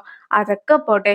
അതൊന്നും കൂടാതെ ചെയർമാൻ പല പല രാജ്യങ്ങളൊക്കെ സന്ദർശിച്ചിട്ടുമുണ്ടായിരുന്നു. ഒരു പക്ഷേ അവിടുത്തെ ബാങ്കിലേക്ക് ആയിരിക്കും തുക ഉണ്ടാക്കുക എന്ന് വിചാരിച്ച് അവിടെ എല്ലാം തന്നെ ഉൻസിങ്ങിന്റെ ആള് പരിശോധിച്ച് കഴിഞ്ഞിരിക്കുന്നു. പക്ഷെ ഒരിടത്തും പണം കണ്ടെത്തുവാനായിട്ട് ആൾക്ക് സാധിച്ചിട്ടില്ല എന്ന കാര്യമൊക്കെ ഉൻസിങ്ങിനെയും അയാൾ അറിയിക്കുകയാണ്. ഹ്യൂൻമുവും ഇപ്പോൾ തിരികെ ക്വീൻസ് കമ്പനിയിലേക്കൊക്കെ എത്തിക്കഴിഞ്ഞിരിക്കുന്നു. സത്യസന്ധമായിട്ട് കാര്യങ്ങളൊക്കെ പറയുവാനായിട്ട് ഉൻസിങ് പറയുമ്പോഴത്തേക്കും, ഞാനും ഹെയ്നും തമ്മിലുള്ള ഡിവോഴ്സ് ഒക്കെ കഴിഞ്ഞത് കൊണ്ട് തന്നെ ക്വീൻസ് കമ്പനി തിരികെ കൊണ്ടുവരണമെന്ന് എനിക്ക് ഒട്ടും തന്നെ ആഗ്രഹമില്ല. മാത്രമല്ല ഞാൻ ഇവിടെ നിന്നും പോകുവാനായിട്ടൊക്കെ തീരുമാനിച്ചു കഴിഞ്ഞിരിക്കുന്നു. പല കമ്പനീസിലേക്കും ഞാൻ റെസ്യൂമെ ഒക്കെ അയച്ചിട്ടുണ്ടായിരുന്നു. ഇത്രയും വർഷം ഈ ഒരു കമ്പനിയിൽ വർക്ക് ചെയ്തത് കൊണ്ട് തന്നെ എക്സ്പീരിയൻസ് ഒക്കെ വെച്ച് കയറുമ്പോഴത്തേക്കും കുറച്ചുകൂടി സാലറി ഒക്കെ ഞാൻ പ്രതീക്ഷിക്കുന്നുണ്ട്. ആ ഒരു കാരണം കൊണ്ട് മാത്രമാണ് ഇപ്പോഴും ബാക്കി കമ്പനീസുമായിട്ടുള്ള ചർച്ചയൊക്കെ നടന്നുകൊണ്ടിരിക്കുന്നത്. എങ്ങനെയൊക്കെ പോയാലും ഒരു മാസത്തിനുള്ളിൽ തന്നെ ഞാൻ ഇവിടം വിട്ട് മറ്റു കമ്പനിയിലേക്ക് പോകുന്നതായിരിക്കുമെന്നും ആ ഒരു കാരണം കൊണ്ട് തന്നെ ഈ ഒരു മാസം ഈ കമ്പനിയിൽ തുടരുവാനായിട്ട് തനിക്ക് താല്പര്യമുണ്ട് എന്നും ഹിനു അറിയിക്കുന്നു. പിന്നെ ഹിനുമോ വർക്ക് ചെയ്യുന്നത് ലീഗൽ ടീമിലേക്കാണല്ലോ. അതുകൊണ്ട് തന്നെ ക്വീൻസ് ഗ്രൂപ്പിനെ അതൊരു രീതിയിലും ബാധിക്കുകയില്ല എന്നൊക്കെ ഹിനുമോ പറഞ്ഞു കഴിയുമ്പോഴത്തേക്കും ഉൻസിങ്ങും അവനെ തുടരുവാനായിട്ടൊക്കെ അനുവദിക്കുന്നു. ഇനി ഹെയ്നെ കുറിച്ചൊക്കെ ഉൻസിങ് ചോദിക്കുമ്പോഴത്തേക്കും, ഞാൻ അവളെ കൂട്ടിക്കൊണ്ട് പോന്നിട്ടുണ്ടായിരുന്നെങ്കിലും അവൾക്ക് എന്നെ ഒട്ടും തന്നെ വിശ്വാസമില്ല. അതുകൊണ്ട് തന്നെ വഴിയിൽ അവൾ ഇറങ്ങിപ്പോയിട്ടുണ്ടായിരുന്നു എന്നൊക്കെയാണ് ഉൻസിങ്ങിനോട് ഹിനു അറിയിക്കുന്നത്. ഗ്രേസ്കോയും സോൽഹിയോട് വളരെയധികം സ്നേഹത്തിലൊക്കെ സംസാരിക്കുന്നു. സ്പാ പോട്ടുന്നതിന് മുമ്പായിട്ടൊക്കെ സ്പായിൽ എത്തുകയാണെങ്കിൽ നല്ല രീതിയിലുള്ള ട്രീറ്റ്മെന്റ് ഒക്കെ നൽകുന്നതായിരിക്കുമെന്നൊക്കെ സ്യോൽഹിയോട് പറയുമ്പോഴത്തേക്കും ഒന്നും അറിയാത്ത പോലെ സ്യോൽഹിയും, നീ എന്താ സ്പായൊക്കെ പൂട്ടുവാനായിട്ട് പോകുകയാണോ, എന്ത് പറ്റി, ബിസിനസ് ഒക്കെ ഡള്ളാണോ എന്നൊക്കെ അവളുടെ അടുത്തും ചോദിക്കുകയാണ്. സോൽഹിയുടെ മുൻസിങ്ങിനെ കൂടെ നിന്നിട്ട് ഈ ഒരു പ്ലാനൊക്കെ വർക്കൗട്ട് ആക്കി എടുത്തിട്ടുണ്ടായിരുന്നത് ഗ്രേസ്കോ ആണല്ലോ. അതുകൊണ്ട് തന്നെ വലിയ ഏതെങ്കിലും ഒരു സ്ഥാനമൊക്കെ ആ കമ്പനിയിൽ ലഭിക്കുമെന്ന് വിചാരിച്ചിട്ടായിരുന്നു അവളും സ്പാ പൂട്ടുന്നതിനെ കുറിച്ചൊക്കെ പറഞ്ഞിട്ടുണ്ടായിരുന്നത്. പക്ഷെ ഇപ്പോൾ സോൽഹിയും അവളെ കൈയൊഴിഞ്ഞിരിക്കുകയാണ്. സോൽഹിയുടെ അടുത്ത് സംസാരിച്ചിട്ട് ഒരു കാര്യവും ഇല്ലാത്തത് കൊണ്ട് തന്നെ ഇപ്പോൾ ഉൻസിങ്ങിനെ കാണുവാനായിട്ട് കൂടി ഗ്രേസ്കോ എത്തിയിരിക്കുന്നു. ഗ്രേസ്കോയും തന്റെ ഫ്യൂച്ചർ പ്ലാനിനെ കുറിച്ചൊക്കെ സംസാരിക്കുമ്പോഴത്തേക്കും ഒന്നും മനസ്സിലാകാത്ത രീതിയിലൊക്കെ ഉൻസിങ്ങും എന്താണ് നിന്റെ പ്ലാൻ എന്നൊക്കെ കൂടുതലായിട്ട് ചോദിക്കുന്നു. ഹെയ്ൻ സിഒയുടെ സ്ഥാനമൊക്കെ ആയിരുന്നല്ലോ കമ്പനിയിൽ വഹിച്ചിട്ടുണ്ടായിരുന്നത്. ഇപ്പോൾ ഹെയ്ൻ ഇല്ലാത്തത് കൊണ്ട് തന്നെ തനിക്ക് സിഒയുടെ സ്ഥാനമൊക്കെ ലഭിക്കുമെന്നൊക്കെ അവൾ പറയുമ്പോഴത്തേക്കും ഉൻസിങ്ങും ആകെ ചിരിക്കുകയാണ്. ഉൻസിങ്ങിന്റെ ചിരി കാണുന്ന അവളാകട്ടെ, പെട്ടെന്ന് തന്നെ സിഒ ആക്കിയിട്ടുണ്ടെങ്കിൽ ആളുകൾ എന്തെങ്കിലും സംശയമൊക്കെ പ്രകടിപ്പിക്കുമോ? അങ്ങനെയാണെങ്കിൽ എനിക്കൊരു ഡയറക്ടർ സ്ഥാനം നൽകിയാലും മതി എന്നൊക്കെ അവനോടും പറയുന്നു. നീ ഇവിടെ നിൽക്കുകയാണെങ്കിൽ പിടിക്കപ്പെടുവാനുള്ള സാധ്യതകൾ കൂടുതലാണ്. നീ എങ്ങാനും പിടിക്കപ്പെട്ട നമ്മുടെ എല്ലാ പ്ലാൻസും പൊളിയും. അതുകൊണ്ട് തന്നെ എത്രയും വേഗം സാധനങ്ങളൊക്കെ പാക്ക് ചെയ്ത് നീ നേരെ ഡയറക്ടർ ജോയുടെ അടുത്തേക്ക് വിട്ടോ. പിന്നെ അവിടെ വേണമെങ്കിൽ ചെറിയ എന്തെങ്കിലും കടയൊക്കെ തുടങ്ങിക്കോ. അതിനും വലിയ കുഴപ്പമൊന്നും ഇല്ല എന്നൊക്കെയാണ് ഉൻസിങ്ങും അറിയിക്കുന്നത്. നേരത്തെ ഹ്യൂനുവും ഒരു കടയിലൊക്കെ മെമ്മറി കാർഡ് നൽകിയിട്ടുണ്ടായിരുന്നല്ലോ. ആ കടക്കാരനും എല്ലാം ഉപേക്ഷിച്ച് പോയെന്നൊക്കെ പറഞ്ഞിട്ടുണ്ടായിരുന്നെങ്കിലും യഥാർത്ഥത്തിൽ അയാളുടെ മകളാകട്ടെ സീനിയർ ആയിട്ടായിരുന്നു പഠിക്കുന്നത്. അങ്ങനെയിരിക്കെ പെട്ടെന്ന് സ്കൂളിൽ നിന്നും ഒരു ട്രാൻസ്ഫർ ഒന്നും ലഭ്യമാകുന്ന ഒരു കാര്യമല്ല. അങ്ങനെ അവൾ തിരികെ സ്കൂളിലേക്കൊക്കെ എത്തുമ്പോഴത്തേക്കും അവിടെ വെച്ച് അയാളെയും ഹ്യൂനു പിടികൂടുകയാണ്. യഥാർത്ഥത്തിലുള്ള മെമ്മറി കാർഡിലെ ദൃശ്യങ്ങളൊക്കെ ഉൻസിങ്ങിന്റെ കയ്യിൽ കൊടുത്തിട്ടുണ്ടായിരുന്നെങ്കിലും അയാളും ഇപ്പോൾ അത് കോപ്പി ചെയ്ത് വെച്ചിട്ടുണ്ടായിരുന്നു. ആ കോപ്പി ചെയ്ത ഫയലൊക്കെ ഹ്യൂനുവിനെയും അയാൾ ഏൽപ്പിക്കുന്നു. ആ ദൃശ്യങ്ങളൊക്കെ കണ്ടു കഴിയുമ്പോഴത്തേക്കുമാണ് ഹണ്ടിങ് ചെയ്യുവാനായിട്ട് പോയ സ്ഥലത്തെ എല്ലാ പ്രശ്നങ്ങളും ഉണ്ടാക്കിയത് ഡാഹയ് ആയിരുന്നു എന്ന സത്യമൊക്കെ അവനും മനസ്സിലാക്കുന്നത്. ഇപ്പോൾ ആകട്ടെ ഡാഹയ് എഴുതി കൊടുത്തിട്ടുണ്ടായിരുന്ന ആ ഒരു കത്തൊക്കെ സൂചിയോളം വായിച്ചു നോക്കുകയാണ്. ഡാഹയും അവനേക്കാളും 5 വയസ്സ് മൂത്തതായിരുന്നുവെന്നും അവളുടെ പേരൻസിനെ കുറിച്ചും സ്വത്തിനെ കുറിച്ചും പഠനത്തെക്കുറിച്ചും പറഞ്ഞിട്ടുണ്ടായിരുന്ന കാര്യങ്ങൾ എല്ലാം തന്നെ കള്ളമായിരുന്നുവെന്നും ഇത്രയും കാലം നീ നിന്റെ മകനാണെന്ന് വിശ്വസിച്ച ഗുഡ്ന്യൂ നിന്റെ മകനല്ല എന്നും അവൾ അതിൽ എഴുതിയിട്ടുണ്ടായിരുന്നു. ഗുണ്യുവിനെ നിന്നെയും കണ്ടാൽ രണ്ട് രീതിയിലൊക്കെയാണ് ഇരിക്കുന്നത്. അങ്ങനെയിരിക്കെ എല്ലാവരും സംശയിച്ചിട്ടും നീ എന്തുകൊണ്ടാണ് ആ ഒരു കാര്യത്തിൽ സംശയിക്കാതിരുന്നതെന്നാണ് അവളും ചോദിക്കുന്നത്. നിന്നെ പോലെയുള്ള ഒരാളെ എനിക്ക് ഒരിക്കലും കിട്ടുകയില്ല എന്നൊക്കെ അതിൽ എഴുതിയിട്ടുണ്ടായിരുന്ന കൂടെ പണ്ട് നടന്ന കാര്യങ്ങൾ കൂടി കാണിക്കുകയാണ്. ഈ ഒരു സംഭവങ്ങളെല്ലാം തന്നെ അവളും അതിന്റെ കൂടെ കൂട്ടിച്ചേർത്തിട്ടുണ്ടായിരുന്നു. സൂചോളുടെ കയ്യിലുണ്ടായിരുന്ന ഗ്ലൗസ് ഒക്കെ ഒന്ന് നൽകാമോ എന്നൊക്കെ ഡഹയെ ചോദിച്ചപ്പോൾ തന്നെ അവനും ആ ഒരു ഗ്ലൗസ് നൽകിയിട്ടുണ്ടായിരുന്നു. പിന്നീടാകട്ടെ നീ എന്നെ വിവാഹം കഴിക്കാമെന്നൊക്കെ പറഞ്ഞിട്ടുണ്ടായിരുന്നല്ലോ. അങ്ങനെ കഴിക്കുകയില്ല എന്ന് എനിക്ക് വാക്ക് നൽകാമോ എന്ന് സുജോൾ ചോദിക്കുമ്പോഴത്തേക്കും ഡാഹയും അവന് വാക്കൊക്കെ നൽകിയതിനു ശേഷം അവൻ ഇട്ടിട്ടുണ്ടായിരുന്ന ഒരു ക്ലോത്ത് ഒക്കെ അവന്റെ കയ്യിൽ നിന്നും മേടിക്കുകയാണ്. ആ ഒരു ക്ലോത്ത് ഒക്കെ ഇടുകയാണെങ്കിൽ ചൂട് നിൽക്കുമെന്ന് മാത്രമായിരുന്നു മഞ്ഞുണ്ടായിരുന്ന സമയത്ത് അവൾ ചോദിച്ചിട്ടുണ്ടായിരുന്നത്. പക്ഷെ അവനാകട്ടെ അവൾ അങ്ങനെ ചോദിച്ചു കഴിയുമ്പോൾ തന്നെ അവൾക്കത് നൽകുകയാണ്. അതുപോലെ തന്നെ ഒരിക്കൽ ബാഗിലൊക്കെ ഒരു പാവേനെയും തൂക്കിക്കൊണ്ട് സുജോൾ നടക്കുന്നത് കാണിക്കുന്നു. പക്ഷെ പിന്നീട് ആ ഒരു പാവയൊക്കെ ഉണ്ടായിരുന്നത് ഡാഹയുടെ ബാഗിലാണ്. ഞാൻ നിന്നോട് ഏതൊക്കെ കാര്യങ്ങൾ പറഞ്ഞിട്ടുണ്ടായിരുന്നോ, ഞാൻ എന്തൊക്കെ കാര്യങ്ങൾ ആഗ്രഹിച്ചിട്ടുണ്ടായിരുന്നോ, അതെല്ലാം തന്നെ നീ എനിക്ക് നൽകിയിട്ടുണ്ടായിരുന്നോ. പിന്നെയും എന്തുകൊണ്ടാണ് ആദ്യമായി നമ്മളെ കണ്ടപ്പോൾ തന്നെ നീ എന്നെ തിരിച്ചറിയാതിരുന്നതെന്നൊക്കെ ഡാഹയും അവനോട് ചോദിക്കുന്നു. അവരാദ്യമായിട്ട് കണ്ടിട്ടുണ്ടായിരുന്നത് ഹെയ്ന്റെ ഹ്യുനുവിന്റെ വിവാഹത്തിന്റെ അന്നൊക്കെ ആയിരുന്നു. ഗ്രേസ്കോയോടൊപ്പം ആയിരുന്നു ഡാഹയും ഉണ്ടായിരുന്നത്. അങ്ങനെയിരിക്കെ ഗ്രേസ്കോയും ഞാൻ ആഗ്രഹിച്ചിട്ടായിരുന്നില്ല ഹെയ്നും ഹ്യുനുവും വിവാഹം കഴിച്ചിട്ടുണ്ടായിരുന്നത്. പക്ഷെ ആ ഒറ്റ പ്ലാൻ മാത്രമേ എന്റെ നടക്കാതെ പോകുവാൻ പാടുള്ളൂ. നീ സൂചോളിനെ എത്രയും വേഗം വിവാഹം കഴിക്കേണ്ടതായിട്ടുണ്ടെന്നൊക്കെ ഗ്രേസ്കോ അന്ന് തന്നെ ഡാഹയോട് പറഞ്ഞിട്ടുണ്ടായിരുന്നു. അങ്ങനെയിരിക്കെ ആദ്യമായിട്ട് സൂചോളിനെ പിന്നീട് കാണുമ്പോഴത്തേക്കും സൂചോളും അവളുടെ അടുത്തേക്കായിട്ടൊക്കെ നടക്കുന്നുണ്ട്. ആദ്യത്തെ നോട്ടത്തിൽ തന്നെ അവൻ തന്നെ തിരിച്ചറിഞ്ഞു എന്നൊക്കെ ആയിരുന്നു അവള് വിചാരിച്ചതെങ്കിൽ പോലും അവനും മറ്റൊരാളുമായിട്ട് സംസാരിക്കുന്നൊക്കെ ആയിരുന്നു ഡാഹയ് കാണുന്നത്. പിന്നീട് ഗ്രേസ്കോ തന്നെ അവരുടെ ബ്ലൈൻഡ് ഡേറ്റ് ഒക്കെ സെറ്റ് ചെയ്ത് കൊടുത്തിട്ടുണ്ടായിരുന്നല്ലോ. അങ്ങനെ ഇരിക്കെ ബ്ലൈൻഡ് ഡേറ്റിൽ വെച്ച് ഡാഹയത്തിന്റെ പേരൊക്കെ പറഞ്ഞ് കഴിയുമ്പോഴെങ്കിലും സൂചോൾ തന്നെ തിരിച്ചറിയുമെന്ന് അവൾ വിചാരിച്ചു. പക്ഷെ അപ്പോഴും അവളെ തിരിച്ചറിയുന്നതിൽ സൂചോൾ പരാജയപ്പെട്ടു പോയിട്ടുണ്ടായിരുന്നു. പണ്ട് നീ എന്നെ മറന്നതുപോലെ തന്നെ ഇത്തവണയും മറന്നു കളഞ്ഞേക്ക്. പിന്നെ ഗുണ്യനെ മറക്കുവാനായിട്ട് എളുപ്പമാണല്ലോ. അവൻ നിന്റെ മകനൊന്നും അല്ലായിരുന്നല്ലോ എന്നൊക്കെ പറഞ്ഞുകൊണ്ട് ആ ഒരു കത്തും ഡാഹയെ അവസാനിപ്പിക്കുന്നു. വിഷമിച്ചിരിക്കുന്ന സൂചോളിന്റെ അടുത്തേക്കൊക്കെ ഹെയ്നും എത്തുകയാണ്. അതിനുശേഷം സൂചോളും ഹെയിന്റെ അടുത്ത് ഞാൻ എങ്ങനെയാണ് ഡാഹനെ കണ്ടെത്തുക എന്നൊക്കെ ചോദിക്കുമ്പോഴത്തേക്കും നിന്റെ എല്ലാം മോഷ്ടിച്ചുകൊണ്ടൊക്കെ ആയിരുന്നല്ലോ അവൾ പോയിട്ടുണ്ടായിരുന്നത്. അങ്ങനെ എല്ലാം എടുത്തോണ്ട് പോയത് കൊണ്ട് തന്നെ അവളും ഇനി ഒരിക്കലും നിന്റെ കൺമുമ്പിൽ വരാതിരിക്കുവാനായിട്ടായിരിക്കും ശ്രമിക്കുക എന്നൊക്കെ പറയുന്നു. പക്ഷെ അവനാകട്ടെ അവൾ എല്ലാം ഒന്നും എടുത്തിട്ടുണ്ടായിരുന്നില്ല. അവൾ എന്നെ എടുക്കുവാൻ മറന്നുപോയി. അവൾക്ക് ഏറ്റവും പ്രധാനപ്പെട്ടത് ഞാൻ മാത്രമാണെന്നൊക്കെ പറയുകയാണ്. അവൻ വീണ്ടും കരയുന്നതൊക്കെ കാണുമ്പോഴത്തേക്കും ഹെയ്ൻ അവനെ സമാധാനിപ്പിക്കണമെന്നൊക്കെ ഉണ്ടായിരുന്നെങ്കിൽ പോലും ഇന്നേ വരെ അങ്ങനെ ഒരു കാര്യമൊന്നും അവൾ ചെയ്തിട്ടില്ലല്ലോ. ആ ഒരു കാരണം കൊണ്ട് തന്നെ അവളും അവന്റെ ഒപ്പം ഇരിക്കുന്നു മാത്രമേ ഉള്ളൂ. ഡാഹയും ഫോണിൽ ഗെയിമൊക്കെ കളിച്ചുകൊണ്ടിരിക്കുമ്പോഴത്തേക്കുമാണ് ഗുണ്യു കരയുന്നത്. ഗുണ്യുവിന്റെ കരച്ചിലൊക്കെ മാറ്റുവാനായിട്ട് ഡാഹയും അവിടെ ഉണ്ടായിരുന്ന ഒരു പാവയൊക്കെ നൽകിയിട്ട് ഇത് എന്റെ ഫേവറേറ്റ് ആയിട്ടുള്ള പാവയായിരുന്നു എന്ന് പറയുകയാണ്. ആ ഒരു പാവയൊക്കെ കാണുമ്പോഴത്തേക്കും ഗുണ്യുവും ഹാപ്പി ആയിട്ടൊക്കെ ഇരിക്കുന്നു. ഇതേ പാവ പണ്ട് സൂചോൾ ഡാഹയ്ക്ക് നൽകിയതുമാണ്. ഓൺസിങ് ചെയ്തിട്ടുണ്ടായിരുന്ന കാര്യങ്ങളെല്ലാം തന്നെ ഇലീഗൽ ആയിട്ടാണെന്നൊക്കെ നമുക്ക് തെളിയിക്കുവാനായിട്ട് കഴിയുകയാണെങ്കിൽ നഷ്ടപ്പെട്ടതെല്ലാം തന്നെ തിരിച്ചു കിട്ടുന്നതായിരിക്കുമെന്നൊക്കെ ഹിൻവു പറയുമ്പോഴത്തേക്കും നമ്മൾ അങ്ങനെ ചെയ്യുകയാണെങ്കിൽ തന്നെ അതിന് ഒരുപാട് ടൈം ഒക്കെ എടുക്കുന്നതായിരിക്കും. കേസും കോടതി എന്ന് പറഞ്ഞു പോകുകയാണെങ്കിൽ എങ്ങനെ പോലെ ഒരു 5 വർഷമെങ്കിലും എടുക്കുന്നൊക്കെ ഫ്രണ്ട് അറിയിക്കുമ്പോഴത്തേക്കും അവനാകട്ടെ അതിന്റെ ഒരു ഷോർട്ട് കട്ട് ഉണ്ടെന്നാണ് പറയുന്നത്. ഊൺസെങ്ങും ഇൻവെസ്റ്റ്മെന്റ് ഫ്രോഡ് നടത്തിയെന്നൊക്കെ നമ്മൾ തെളിയിക്കുവാനായിട്ട് പോകുകയാണ്. അങ്ങനെയൊക്കെ ചെയ്യുകയാണെങ്കിൽ ഉറപ്പായിട്ടും നമുക്ക് നഷ്ടപ്പെട്ടതെല്ലാം തന്നെ തിരികെ കിട്ടും. മാത്രമല്ല അവൻ എങ്ങനെ നമുക്കിട്ട് പണിതോ അതേ രീതിയിൽ തന്നെ നമുക്ക് അവനിട്ട് പണിയുവാനായിട്ട് കഴിയുമെന്ന് അവനും അറിയിക്കുന്നു. ഇപ്പോൾ 3 സെക്രട്ടറിമാരും ഒന്നിച്ചാണ് ഇരിക്കുന്നത്. ഹെന്റെ സെക്രട്ടറിയും ഹ്യുനുവിന്റെ സെക്രട്ടറിയും സൂചോളിന്റെ സെക്രട്ടറിയും. അവർ സംസാരിക്കുമ്പോഴത്തേക്കും സൂചോളിന്റെ സെക്രട്ടറി ആകട്ടെ ഇന്നേ വരെ സൂചോൾ വിളിച്ചിട്ട് ഫോൺ എടുക്കാതിരുന്നിട്ടില്ല. ആദ്യമായിട്ടൊക്കെ അവന്റെ ഫോൺ കോൾ കട്ട് ചെയ്യേണ്ടതായിട്ട് വന്നു എന്ന് പറഞ്ഞ് വിഷമിച്ചൊക്കെ ഇരിക്കുകയാണ്. പക്ഷേ ഹെയിന്റെ സെക്രട്ടറി ആയിട്ടുള്ള സെക്രട്ടറി നായിക്ക് അത്രയ്ക്ക് വിഷമമൊന്നും ഉണ്ടായിരുന്നില്ല. അതുകൊണ്ട് തന്നെ സെക്രട്ടറി കിമ്മും അതിനെക്കുറിച്ചൊക്കെ ചോദിക്കുമ്പോഴത്തേക്കും ഞങ്ങൾ തമ്മിൽ അങ്ങനെ ഫ്രണ്ട്ഷിപ്പ് ഒന്നും തന്നെ ഉണ്ടായിരുന്നില്ല. പിന്നെ ഹെയിനാകട്ടെ എനിക്ക് കുട്ടിയുണ്ടെന്ന് അറിഞ്ഞിട്ട് പോലും ഒരു അവധി പോലും നൽകിയിട്ടുണ്ടായിരുന്നില്ല. അതുകൊണ്ട് തന്നെ ഇതൊരു വെക്കേഷൻ ആയിട്ട് കണ്ട് ഞാനൊരു ട്രിപ്പൊക്കെ പോകുവാനായിട്ടാണ് പ്ലാൻ ചെയ്തിട്ടുള്ളതെന്നാണ് അവൾ അറിയിക്കുന്നത്. എന്തായാലും സെക്രട്ടറിനായും ഹെയിനും അത്രയ്ക്ക് അടുപ്പത്തിലല്ല എന്ന കാര്യമൊക്കെ ഉൻസെങ്ങിനെയും ഇപ്പോൾ ഹ്യുനുവിന്റെ സെക്രട്ടറി ആയിട്ടുള്ള സെക്രട്ടറിക്കും അറിയിക്കുകയാണ്. ഇനി ഹ്യുനുവിന്റെ കാര്യം പറയുകയാണെങ്കിൽ അവനും ഈയിടെയായിട്ട് വർക്കൊന്നും തന്നെ ചെയ്യുന്നില്ല. മറിച്ച് വേറെ കമ്പനീസിലേക്ക് പോകുവാനായിട്ടുള്ള ശ്രമത്തിലാണ്. എല്ലാ ദിവസവും റെസ്യൂമൊക്കെ അയക്കുകയും ഇന്റർവ്യൂ ഒക്കെ കൂടുകയും ചെയ്യുകയാണ് അവൻ ചെയ്യുന്നതെന്ന കാര്യമാണ് സെക്രട്ടറിക്കുമും അറിയിക്കുന്നത്. ഇനി ഓഫീസിന് വെളിയിലായിട്ട് കുറെ അധികം ആൾക്കാരൊക്കെ സമരം ചെയ്യുന്നുണ്ട്. ആ ഒരാൾക്കാരുടെ അടുത്തേക്കൊക്കെ ഹ്യുനു എത്തി കഴിയുമ്പോഴത്തേക്കും അവനും ചീമോട്ട കൊണ്ട് എയറൊക്കെ കിട്ടുന്നു.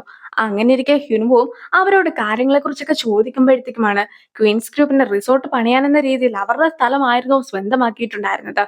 മാർക്കറ്റ് പ്രൈസിന് 5 ഇരട്ടി പണമൊക്കെ നൽകാമെന്ന് പറഞ്ഞത് കൊണ്ട് മാത്രമാണ് ഞങ്ങൾ സ്ഥലമൊക്കെ വിട്ടു നൽകിയത്. പക്ഷെ ഇപ്പോൾ ആകട്ടെ റിസോർട്ടിന്റെ പണിയൊന്നും നടക്കാത്തത് കൊണ്ട് തന്നെ ആ ഒരു പ്ലാനൊക്കെ അവർ ഫ്ലോപ്പ് ആക്കിയെന്നും അതുകൊണ്ട് തന്നെ ഇവർക്ക് ആ പറഞ്ഞ തുകയൊന്നും ലഭിക്കുകയില്ല എന്നും അറിയിച്ചു. ആ ഒരു കാരണം കൊണ്ട് തന്നെയാണ് ഇപ്പോൾ ഇങ്ങനെ കമ്പനിയുടെ മുമ്പിൽ സമരമൊക്കെ നടത്തുന്നതെന്ന് അവരും ഹിനുവിനെ അറിയിക്കുന്നു. യഥാർത്ഥത്തിൽ 5 ഇരട്ടി നൽകാമെന്നൊന്നും തന്നെ ക്വീൻസ് ഗ്രൂപ്പ് ഏറ്റിട്ടുണ്ടായിരുന്നില്ല. അതുകൊണ്ട് തന്നെ ഇതിന് പിന്നിൽ മറ്റാരോ കളിക്കുന്നുണ്ട്. ആ ഒരാൾ ആരാണെങ്കിലും അത് ഉറപ്പായിട്ടും ഉൻസിങ് അറിഞ്ഞിട്ടായിരിക്കും. ഈ ഒരു കാരണം കൊണ്ട് തന്നെ നിങ്ങളുടെ കോൺട്രാക്ട് ഒക്കെ ഒന്ന് കാണിക്കാമോ എന്നൊക്കെ ഹ്യുനുവു അവരോട് ചോദിക്കുന്നുണ്ടെങ്കിലും അവര് ഹ്യുനുവുമായിട്ട് സഹകരിക്കുന്നുണ്ടായിരുന്നില്ല. അച്ഛനും രാവിലെ തന്നെ ഒരുപാട് ആൾക്കാരെ മാറി മാറി കോൾ ചെയ്യുന്നുണ്ട്. പക്ഷെ ആരും തന്നെ ഫോൺ എടുക്കുന്നുണ്ടായിരുന്നില്ല. അങ്ങനെ ഇരിക്കെ ഹ്യുനുവിന്റെ അച്ഛന്റെ ഒപ്പം ഹെയിന്റെ അച്ഛനും കൂടി ഇപ്പോൾ മറ്റൊരിടത്തൊക്കെ പോയി ഇരിക്കുകയാണ്. അങ്ങനെ ഇരിക്കെ നാടൻ മദ്യമൊക്കെ അവർ കഴിച്ചിട്ടാണ് വർക്കിനൊക്കെ ഇറങ്ങാറുള്ളതെന്നൊക്കെ അച്ഛൻ പറയുമ്പോഴത്തേക്കും 30 വർഷം മുമ്പ് ഒരു ക്യൂരിയോസിറ്റിയുടെ ഒക്കെ പുറത്ത് ഇത് ആദ്യമായിട്ട് താൻ കഴിച്ചിട്ടുണ്ടായിരുന്നു എന്നൊക്കെ ഹെയിന്റെ അച്ഛനും അറിയിക്കുന്നു. അങ്ങനെ അവരെല്ലാവരും കൂടി ഇരുന്ന് മദ്യപിക്കുന്നു. മദ്യപിച്ചതിന് ശേഷം ഹെയിന്റെ അച്ഛൻ ഒട്ടും തന്നെ ബോധമില്ലാതെയൊക്കെയാണ് ഇപ്പോൾ ഹിനുവിന്റെ അച്ഛന്റെ ഒപ്പം എത്തിയിരിക്കുന്നത്. അച്ഛനും ഇപ്പോൾ വീട്ടുകാരുടെ മുഖത്ത് നോക്കുവാൻ പോലും നാണക്കേടായിട്ടൊക്കെയാണ് ഇരിക്കുന്നത്. അച്ഛനാകട്ടെ ഒരു ഫ്രണ്ടിന്റെ അടുത്ത് 20 മില്യൺ മാത്രം തുകയൊക്കെ കടമായിട്ട് ചോദിച്ചിട്ടുണ്ടായിരുന്നു. പക്ഷേ ഉടനെ തന്നെ അച്ഛനെ പോലീസൊക്കെ ചോദ്യം ചെയ്യുന്നത് കൊണ്ട് തന്നെ അയാൾക്കും പണം കൊടുക്കാനായിട്ട് മടിയാണ്. അവർ പണം നൽകാത്തതിനായിരുന്നില്ല അച്ഛന് വിഷമമായിട്ടുണ്ടായിരുന്നത്. മറിച്ച് 45 ബില്യൺ ഒക്കെ ആയിരുന്നു അച്ഛൻ ഇതിനു മുമ്പ് ടാക്സിന്റെ പേരിൽ മാത്രം കൊടുത്തിട്ടുണ്ടായിരുന്നത്. അങ്ങനെ ഇരിക്കെ 20 മില്യൺ പോലും കയ്യിൽ എടുക്കുവാനായിട്ടില്ലാത്ത വിഷമമായിരുന്നു അച്ഛനും. നിങ്ങൾ ഇപ്പോൾ പറഞ്ഞ ഈ 20 മില്യൺ ഇല്ലേ അത് ഇന്നേ വരെ എന്റെ കയ്യിൽ പോലും ഉണ്ടായിട്ടില്ല എന്നൊക്കെയാണ് ഹ്യുനുവിന്റെ അച്ഛനും പറയുന്നത്. നിങ്ങൾ ആരും അറിയാതെയാണ് ഇവിടെ എത്തിയതെന്ന കാര്യമൊക്കെ ഞാൻ അറിഞ്ഞിരിക്കുന്നു. പിന്നെ ഇവിടുത്തെ ഇന്റർനെറ്റ് കഫേയിൽ ഞാൻ സ്ഥിരമായിട്ട് പോകുന്ന ഒരാളാണ്. അതുകൊണ്ട് തന്നെ ഇവിടെയുള്ള ആരും തന്നെ നിങ്ങൾ ഇവിടെ ഉള്ള കാര്യം പരസ്യമാക്കുകയില്ല. അത് ഞാൻ നിങ്ങൾക്ക് വാക്ക് നൽകുന്നു എന്നൊക്കെ ഹോയോളും ഹെയിന്റെ അടുത്തൊക്കെ പറയുന്നു. ഹെയിൻ അങ്ങനെ അവിടെ നിന്ന് കഴിയുമ്പോഴത്തേക്കും പെട്ടെന്ന് അവളുടെ ചുറ്റുമുള്ള എല്ലാ ലൈറ്റ്സും ഓഫ് ആകുന്നത് പോലെയൊക്കെ അവൾക്ക് തോന്നുകയാണ്. പിന്നീട് അവൾ കണ്ണ് തുറക്കുമ്പോഴത്തേക്കും ഉണ്ടായിരുന്നത് വീട്ടിലായിരുന്നു. എല്ലാവരും അവൾ ബോധം കെട്ടതുകൊണ്ട് തന്നെ അവളുടെ ചുറ്റും ഇരിക്കുകയാണ്. നമുക്ക് ഹ്യുനു വരുമ്പോഴത്തേക്കും ഹോസ്പിറ്റലിലേക്കൊക്കെ പോയാലോ എന്നൊക്കെ ഹ്യുനുവിന്റെ അമ്മയും ചോദിക്കുകയാണ്.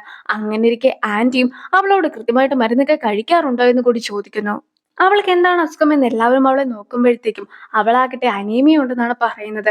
പക്ഷെ അതൊക്കെ കേൾക്കുന്ന അമ്മയും എനിക്കും അനീമിയൊക്കെ ഉള്ളതാണ്. ഇടയ്ക്കിടയ്ക്ക് എനിക്കും തലകറക്കമൊക്കെ വരാറുണ്ടെന്നൊക്കെ അറിയിക്കുന്നു. ഇപ്പോൾ സൂചോളിനാണെങ്കിലും അവന്റേതായ അസുഖങ്ങളൊക്കെ ഇല്ലേ. അതുകൊണ്ട് തന്നെ ഇവളെ ഇത്രയ്ക്ക് കാര്യമായിട്ട് നോക്കേണ്ടതില്ല എന്നൊക്കെ പറയുകയാണ്. എങ്കിൽ പോലും ഒരാൾ തലകറങ്ങി വീണിട്ടുണ്ടെങ്കിൽ അത് നിസ്സാര കാര്യം ആയിരിക്കില്ല. എന്തായാലും നാളെ ഹ്യുനുവുമായിട്ട് ഹോസ്പിറ്റലിലേക്കൊക്കെ നീ പോകണമെന്നൊക്കെ ഹ്യുനുവിന്റെ അമ്മ പറഞ്ഞു കഴിയുമ്പോഴത്തേക്കും ഹെയിനും പെട്ടെന്ന് തന്നെ സമ്മതിക്കുന്നു. ആന്റിയും ഹെയിന്റെ അമ്മേനെ വിളിപ്പിച്ചതിന് ശേഷം ചേച്ചി ഒരിക്കലും ഇങ്ങനെയൊന്നും ചെയ്യുവാനായിട്ട് പാടില്ല. ചേച്ചിക്ക് ഹെയിനെ കുറച്ചുകൂടി സ്നേഹിച്ചൂടെ എന്നൊക്കെ ചോദിക്കുകയാണ്. ഞാനിപ്പോൾ അവളെ സ്നേഹിച്ചില്ലെങ്കിൽ എന്താണ് ഇത്രയ്ക്ക് കുഴപ്പം? ഹ്യുനുവിന്റെ അമ്മ ആവശ്യത്തിൽ കൂടുതൽ സ്നേഹമൊക്കെ ഹെയിന് നൽകുന്നുണ്ടല്ലോ എന്നായിരുന്നു അമ്മയും ചോദിക്കുന്നത്. നിനക്ക് ഹെയിനെ കുറിച്ച് ഒന്നും തന്നെ അറിയത്തില്ലാത്തത് കൊണ്ടാണ് നീ ഇങ്ങനെയൊക്കെ പെരുമാറുന്നതെന്നൊക്കെ ആന്റി പറഞ്ഞു കഴിയുമ്പോഴത്തേക്കും എനിക്ക് അറിയത്തില്ലെങ്കിലും അവളെ കുറിച്ച് ഒന്നും തന്നെ അറിയുവാൻ താല്പര്യമില്ല എന്ന് കൂടി അമ്മ പറയുന്നു. എനിക്ക് കാര്യങ്ങളൊന്നും നിന്നോട് പറയുവാനായിട്ട് സാധിക്കുകയില്ലെങ്കിൽ പോലും ഇപ്പോൾ ഹെയിനെ നന്നായിട്ട് നോക്കിയില്ല എങ്കിൽ പിന്നീട് നിനക്ക് കുറ്റബോധമൊക്കെ തോന്നുന്നതായിരിക്കുമെന്നൊക്കെ പറയുകയാണ്. അതൊക്കെ കേൾക്കുന്ന അമ്മയും ഇന്നേ വരെ കുറ്റബോധം തോന്നുവാൻ മാത്രം ഞാൻ ഒന്നും തന്നെ ചെയ്തിട്ടില്ല എന്ന് പറഞ്ഞു പോകുന്നു. ഹെയിൻ തലകറങ്ങി വീണ കാര്യമൊക്കെ അറിഞ്ഞിട്ട് ഹ്യുനുവും എത്തിയിരിക്കുകയാണ്. അവൻ വീടിന്റെ അകത്തേക്കൊക്കെ ഓടിപ്പോകുന്നത് കാണുമ്പോഴത്തേക്കും എന്തുകൊണ്ടാണ് എനിക്ക് ഇവനെ പോലൊരു എക്സിനെ ഒന്നും കിട്ടാതിരുന്നതെന്നൊക്കെ ആന്റിയും ഓർക്കുന്നു. സെക്രട്ടറി നായും ഹെയ്നും തമ്മിലുള്ള ബന്ധമൊന്നും തന്നെ അവസാനിച്ചിട്ടുണ്ടായിരുന്നില്ല. സെക്രട്ടറി നായും ഹെയ്നെ വിളിച്ചതിന് ശേഷം ഹ്യുൻബുവും ആ ഒരു സ്ഥലത്തിന്റെ ആൾക്കാരുമായിട്ടുള്ള എന്തൊക്കെയോ കാര്യങ്ങളൊക്കെ ചെയ്തുകൊണ്ടിരിക്കുകയാണെന്നൊക്കെ അറിയിച്ചിട്ടുമുണ്ടായിരുന്നു. ഇപ്പോൾ ഹെയ്നും അവനോട് അതിനെക്കുറിച്ചൊക്കെ ചോദിക്കുന്നു. മാർക്കറ്റിലെ വിലയേക്കാളും 5 ഇരട്ടി പണമൊക്കെ നൽകാമെന്നായിരുന്നു ആളുകളുടെ അടുത്ത് പറഞ്ഞിട്ടുണ്ടായിരുന്നതെങ്കിലും യഥാർത്ഥത്തിൽ സൈൻ ചെയ്തിട്ടുണ്ടായിരുന്നത് മാർക്കറ്റിലെ വിലയേക്കാളും മൂന്നിലൊന്ന് വില മാത്രം മതിയെന്ന് പറഞ്ഞിട്ടായിരുന്നു. ആ ഒരു ബ്രോക്കറിനെ പിടികിട്ടുകയാണെങ്കിൽ എല്ലാ കാര്യങ്ങളും നമുക്ക് തെളിയിക്കുവാനായിട്ട് സാധിക്കുമെന്നൊക്കെ ഹ്യുൻവുവും അറിയിക്കുകയാണ്. ശരിക്കും പറയുകയാണെങ്കിൽ ക്വീൻസ് ഗ്രൂപ്പ് ചതിച്ചു എന്നായിരുന്നു ആൾക്കാർ വിചാരിച്ചിട്ടുണ്ടായിരുന്നതെങ്കിലും ക്വീൻസ് ഗ്രൂപ്പ് അല്ല, ക്വീൻസ് ഗ്രൂപ്പിന്റെയും ആളുകൾക്കും ഇടയിൽ നിന്നിട്ടുണ്ടായിരുന്ന ഒരു കമ്പനി ആയിരുന്നു യഥാർത്ഥത്തിൽ ആളുകളെ ചതിച്ചിട്ടുണ്ടായിരുന്നത്. ഹ്യുൻവുവും ആ ഒരു ബ്രോക്കറിനെ അന്വേഷിച്ച് കമ്പനിയിലേക്ക് എത്തിയിട്ടുണ്ടായിരുന്നെങ്കിലും അവിടെ ആരെയും തന്നെ കാണുവാനായിട്ടും കഴിഞ്ഞിട്ടുണ്ടായിരുന്നില്ല. അവിടെ ഉണ്ടായിരുന്ന കത്തുകളിൽ ഒന്നൊക്കെ തുറന്നു നോക്കി കഴിഞ്ഞപ്പോഴത്തേക്കുമാണ് ആ ഒരു ബ്രോക്കറുടെ വിവാഹമൊക്കെ അതേ ആഴ്ച തന്നെ നടക്കുവാനായിട്ട് പ്ലാൻ ഉണ്ട് എന്നും അതുകൊണ്ട് തന്നെ അയാൾക്ക് യാത്ര ചെയ്യേണ്ടതായിട്ടുണ്ട് എന്ന കാര്യമൊക്കെ അവൻ മനസ്സിലാക്കിയത്. പക്ഷെ ഫ്ലൈറ്റിലൊന്നും അയാളെ കയറ്റുവാനായിട്ട് പാടില്ല എന്ന രീതിയിലൊക്കെ പോലീസുമായിട്ട് അവൻ കോൺടാക്റ്റും ചെയ്തിട്ടുണ്ടായിരുന്നു. എന്തായാലും അയാൾ തന്നെ തേടി വരുമെന്ന വിശ്വാസമൊക്കെ ഹിൻമൂനുമുണ്ട്. ഹേന്റെ ഹെൽത്ത് കണ്ടീഷനൊക്കെ മോശമായിക്കൊണ്ടിരിക്കുകയാണല്ലോ. അങ്ങനെ ഇരിക്കെ ഇനി എല്ലാ കാര്യങ്ങളും തുറന്നു പറഞ്ഞ് മുന്നോട്ട് പോകാമെന്നൊക്കെ ഹിൻവുവും തീരുമാനിക്കുന്നു. ഓൺസെങ്ങും ഹെയിന്റെ റൂമിലൊക്കെ എത്തി കഴിയുമ്പോഴത്തേക്കും അവിടെ നിന്നും അവളുടെ ഹോസ്പിറ്റലിലെ ഒരു കാർഡൊക്കെ ഉൺസിങ്ങിന് ലഭിക്കുകയാണ്. പിറ്റേ ദിവസം ഹോസ്പിറ്റലിൽ എത്തുന്ന ഉൺസിങ്ങും കയ്യിലുണ്ടായിരുന്ന കാർഡൊക്കെ അവിടെ ഉണ്ടായിരുന്ന ഒരു മെഷീനിലിട്ട് നോക്കുമ്പോഴത്തേക്കും ഒരു പേപ്പറും അവന് ലഭിക്കുന്നു. അതിലാകട്ടെ ഹെയിന്റെ അസുഖം വളരെയധികം സീരിയസ് ആണെന്നും ഇനി 3 മാസം മാത്രമേ അവൾ ജീവിച്ചിരിക്കുകയുള്ളൂ എന്നും കൂടി കാണുമ്പോഴത്തേക്കും ഉൺസിങ്ങും ആകെ ഷോക്ഡ് ആക്കുന്നു. അതുപോലെ തന്നെ ഇതേ ഹോസ്പിറ്റലിൽ ആ ഒരു സമയത്ത് ഹെയിനും എത്തിയിട്ടുണ്ടായിരുന്നു. ഡോക്ടറിന്റെ അടുത്ത് ചെല്ലുന്ന ഉൺസിങ്ങും ഹെയ്നെ രക്ഷിക്കുവാൻ താൻ എന്താണ് ചെയ്യേണ്ടതെന്നൊക്കെ ഡോക്ടറിന്റെ അടുത്തും ചോദിക്കുകയാണ്. ഹെയ്നും ചെക്കപ്പൊക്കെ ചെയ്തിട്ട് ഇറങ്ങുമ്പോഴത്തേക്കും ഡോക്ടറിനെ കാണുവാനായിട്ട് ഉൺസിങ് അവിടെ എത്തിയിട്ടുണ്ടായിരുന്നു എന്ന കാര്യം ഹ്യുൻവുവും അവളെ അറിയിക്കുന്നു. ഹെയ്ന്റെ ഫാമിലിയിലുള്ള ഒരാളോ അല്ലെങ്കിൽ ഗാർഡിയനോ വരാതെ ഹെയ്ന്റെ കണ്ടീഷനെ കുറിച്ച് പറയുകയില്ല എന്നായിരുന്നു ഡോക്ടറും പറഞ്ഞിട്ടുണ്ടായിരുന്നത്. അതുകൊണ്ട് തന്നെ ഉൺസിങ്ങും അവളുടെ ഗാർഡിയനായിട്ട് ഞാൻ മാറുകയാണെങ്കിൽ നിങ്ങൾ പറയുമോ എന്നൊക്കെ ചോദിച്ച് ഹോസ്പിറ്റലിൽ നിന്നും ഇറങ്ങി പോന്നിട്ടുണ്ടായിരുന്നു. കൗൺസിലറുടെ അമ്മേനെ കാണുവാനായിട്ട് ആന്റിക്ക് ആഗ്രഹം ഉണ്ടായിരുന്നു. അതുകൊണ്ട് തന്നെ അച്ഛന്റെയും ചേട്ടന്റെയും അടുത്ത് വന്നിട്ട് ഒരു കൊറിയൻ സിംഗറുടെ പേരൊക്കെ പറഞ്ഞിട്ട് അയാളെ പോലെ ഇരിക്കുന്ന ഒരാൾ ഈ ഒരു വില്ലേജിൽ ഇല്ലേ എന്നൊക്കെ ചോദിക്കുകയാണ്. പക്ഷേ അതുപോലത്തെ സൗണ്ട് ആയിരുന്നു അയാൾക്കും ഉണ്ടായിരുന്നതെന്നൊക്കെ പറഞ്ഞ് കഴിയുമ്പോഴത്തേക്കും അതുപോലെ ഇരിക്കുന്ന ആള് ഒരു പ്രേതമൊന്നും അല്ല എങ്കിൽ ഈ ഒരു വില്ലേജിലെ അങ്ങനത്തെ ഒരാൾ ഇല്ല എന്നായിരുന്നു ചേട്ടന്റെ മറുപടി. ഇപ്പോൾ അമ്മേനെ കാണുവാനായിട്ടൊക്കെ ഉൺസിങ്ങും എത്തിയിരിക്കുന്നു. ഗ്രേസ്കോയ്ക്ക് സിഇഒ സ്ഥാനമൊക്കെ നൽകണമെന്നായിരുന്നു അമ്മ പറഞ്ഞിട്ടുണ്ടായിരുന്നതെങ്കിലും അത് ഹെയിന്റെ സ്ഥാനമാണ്. ഹെയിന് തന്നെ ഞാൻ ആ ഒരു സ്ഥാനമൊക്കെ തിരികെ നൽകുവാനായിട്ട് പോകുകയാണ്. അവൾ ഉടനെ തന്നെ എന്നെ കാണുവാനായിട്ട് എത്തുന്നതായിരിക്കുമെന്നൊക്കെ ഉൺസിങ്ങും പറയുന്നു. ചെയർമാൻ ഇപ്പോഴും കോമയിലൊക്കെയാണ് ഉള്ളത്. അതുകൊണ്ട് തന്നെ സ്റ്റോക്സിന്റെ 21% സ്വന്തമായിട്ടുള്ള അമ്മയാകട്ടെ കാര്യങ്ങളെല്ലാം തന്നെ താനാണ് തീരുമാനിക്കുന്നതെന്ന് പറഞ്ഞിരിക്കുന്നു. ഹ്യൂർമോനും ആ ഒരു ബ്രോക്കറുടെ അടുത്ത് നിന്നും മെസ്സേജ് ഒക്കെ വരികയാണ്. അയാളെ നോ ഫ്ലൈ ലിസ്റ്റിൽ നിന്നും ഒഴിവാക്കണമെന്നായിരുന്നു മെസ്സേജ്. ഇനി ഉൺസെങ്ങും അമ്മ അറിയാതെ ചെയർമാനെ മറ്റൊരിടത്തേക്കൊക്കെ മാറ്റി കഴിഞ്ഞിരിക്കുന്നു. അങ്ങനെ ഇരിക്കെ ഇത് വളരെ റിസ്ക് ഉള്ള കാര്യമാണ്, നീ ഒരിക്കലും അദ്ദേഹത്തെ മാറ്റരുതെന്നൊക്കെ അമ്മ പറയുന്നുണ്ടെങ്കിലും അതൊന്നും കേൾക്കാതെ ഉൺസെങ്ങും ചെയർമാനെ മറ്റൊരിടത്തേക്ക് മാറ്റുകയാണ്. ഈ ഒരു സമയത്ത് ചെയർമാന്റെ കൈയൊക്കെ ചെറുതായിട്ടൊന്ന് അനങ്ങുന്നുമുണ്ട്. ഹ്യുൻവു ഓഫീസിൽ നിന്ന് പുറപ്പെട്ട് കഴിയുമ്പോഴത്തേക്കും അവനെയും ഒരു വണ്ടിയൊക്കെ ഫോളോ ചെയ്യുന്നുണ്ടായിരുന്നു. അങ്ങനെ വണ്ടി തന്നെ ഫോളോ ചെയ്യുന്നുണ്ടെന്ന് മനസ്സിലാക്കുന്ന ഹ്യുൻവുവും മറ്റൊരു വഴിക്കൊക്കെ പോകുവാനായിട്ടും ശ്രമിക്കുന്നു. ഹ്യുൻവു വരുന്ന നേരമൊക്കെ ആയതുകൊണ്ട് തന്നെ ഹെയ്നും ഇപ്പോൾ വീടിന് വെളിയിലേക്കൊക്കെ പോയി ഹ്യുൻവുവിനെ കാത്തു നിൽക്കുവാനായിട്ട് തീരുമാനിച്ചിരിക്കുകയാണ്. ഇനി ഹ്യുൻവുവും വണ്ടി ഓടിച്ചു പോകുമ്പോഴത്തേക്കും നേരത്തെ ഫോളോ ചെയ്ത ആളുകൾ ഈ ഒരു തവണയും അവനെ ഫോളോ ചെയ്ത് വരുന്നുണ്ടായിരുന്നു. ഹെയ്നും ഹ്യുനുവിനെ കോൾ ചെയ്തോണ്ടിരിക്കുമ്പോഴത്തേക്കും മുമ്പിൽ നിൽക്കുന്നത് ഹ്യുനുവ ആയിരിക്കും എന്നൊക്കെ വിചാരിച്ച് ഹെയ്ൻ കുറച്ചുകൂടി അടുത്തേക്കൊക്കെ നിൽക്കുമ്പോഴത്തേക്കുമാണ് മുമ്പിലുണ്ടായിരുന്ന ആൾ ഹ്യുനുവ അല്ല, മറിച്ച് ഉൺസിങ് ആണെന്നുള്ള കാര്യമൊക്കെ ഹെയ്നും മനസ്സിലാക്കുന്നത്. ആ ബ്രോക്കറും ടീമും ഇപ്പോൾ ഹ്യുനുവിന്റെ മുമ്പിലായിട്ട് വന്ന് നിൽക്കുന്നു. അയാളും 2-3 ഗുണ്ടകളൊക്കെയാണ് കൂട്ടിക്കൊണ്ട് വന്നിട്ടുമുള്ളത്. ഹ്യുനുവ ആദ്യം മര്യാദയ്ക്ക് അയാൾക്കെതിരായിട്ടുള്ള കേസിനെ കുറിച്ചൊക്കെ പറയുകയും ആ ഒരു കാര്യങ്ങളൊക്കെ അയാളെ ഏൽപ്പിക്കുകയും ചെയ്യുവാൻ ശ്രമിക്കുമ്പോഴത്തേക്കും അയാളും മര്യാദയ്ക്കൊന്നും മുന്നോട്ട് പോകുവാനായിട്ട് തീരുമാനിച്ചിട്ടുണ്ടായിരുന്നില്ല. കൂടെ ഉണ്ടായിരുന്ന ഗുണ്ടകളെ ഹ്യുൻവുവിനെ തല്ലുവാനായിട്ടും അയാൾ വിടുന്നു. ഉൺസെങ് കൂടുതലായിട്ട് ഹെയിന്റെ അടുത്തേക്കൊക്കെ വരുമ്പോഴത്തേക്കും ഹ്യുൻവു ആകട്ടെ ആ ഒരു ഗുണ്ടകളുമായിട്ട് തല്ലുകൂടുകയായിരുന്നു. അങ്ങനെ ഇതിന്റെ 9ാമത്തെ എപ്പിസോഡ് അവസാനിക്കുമ്പോഴത്തേക്കും അതിന്റെ ഒരു എൻഡ് സീൻ കൂടി കാണിക്കുന്നു. ഈ ഒരു മ്യൂസിക് പ്ലെയർ ഒക്കെ നീ എന്തിനാണ് ഇപ്പോഴും സൂക്ഷിച്ചു വെച്ചിരിക്കുന്നത്? അവളെ കാണുവാൻ അത്രയ്ക്ക് സുന്ദരി ആയിരുന്നു എന്നൊക്കെ ഹെയിൻ ചോദിക്കുമ്പോഴത്തേക്കും ഹ്യുൻവു ആകട്ടെ അത് ആണാണോ പെണ്ണാണോ, ടീച്ചർ ആയിരുന്നോ സ്റ്റുഡന്റ് ആയിരുന്നോ സെക്യൂരിറ്റി ഗാർഡ് ആയിരുന്നോ എന്ന് പോലും ഞാൻ ഓർക്കുന്നില്ലായിരുന്നു എന്നൊക്കെ പറഞ്ഞ് അതെടുത്ത് വെക്കുകയാണ്. എങ്കിൽ പോലും ഹ്യുൻവു പിന്നീട് ഫ്രണ്ടിനോട് ആ ഒരു കാര്യമൊക്കെ സംസാരിക്കുമ്പോഴത്തേക്കുമാണ് ഹെയിന്റെ മുമ്പിൽ പെടാതെ ഞാൻ പിടിച്ചു നിന്നിട്ടൊക്കെ ഉണ്ടായിരുന്നു. ആ പെൺകുട്ടീനെ കാണുവാൻ അത്രയ്ക്ക് സുന്ദരിയായിരുന്നു. ഞാനാകട്ടെ ഒരു സിൻഡ്രല്ലേനെ പ്രിൻസ് അന്വേഷിക്കുന്നത് പോലെയൊക്കെ ആ ഒരു സ്കൂളിൽ മൊത്തത്തിൽ അവളെ അന്വേഷിച്ചിട്ടൊക്കെ ഉണ്ടായിരുന്നു. പക്ഷെ ആ ഒരു ദിവസത്തിന് ശേഷം ഞാൻ ഒരിക്കൽ പോലും അവളെ കണ്ടിട്ടും ഉണ്ടായിരുന്നില്ല. അവൾ ശരിക്കും എന്റെ ടൈപ്പ് തന്നെ ആയിരുന്നു എന്നൊക്കെ ഹിൻവു പറയുമ്പോഴത്തേക്കും ഒരു പക്ഷെ വിധി കൂട്ടിച്ചേർക്കേണ്ടത് നിങ്ങളെ ആയിരുന്നിരിക്കാം. അതുകൊണ്ടായിരിക്കാം പിന്നെ നിങ്ങൾ കണ്ടുമുട്ടാതിരുന്നത്. പക്ഷെ ഇനിയും കണ്ടുമുട്ടുവാനുള്ള സാധ്യതയുണ്ടെന്നൊക്കെ ഹിനുവിന്റെ ഫ്രണ്ട് അറിയിക്കുമ്പോഴത്തേക്കും അവളിപ്പോൾ എവിടെ ആയിരിക്കും, എന്ത് ചെയ്യുകയായിരിക്കും എന്നൊക്കെ ഓർത്തുകൊണ്ട് ഹിനുവും ഇരിക്കുന്നു. അങ്ങനെ ഇതിന്റെ 9ാമത്തെ എപ്പിസോഡും അവസാനിക്കുകയാണ്. അപ്പോൾ അടുത്തൊരു വീഡിയോ ആയിട്ട് ഇത്രയും വേഗം കാണാം. ബൈ.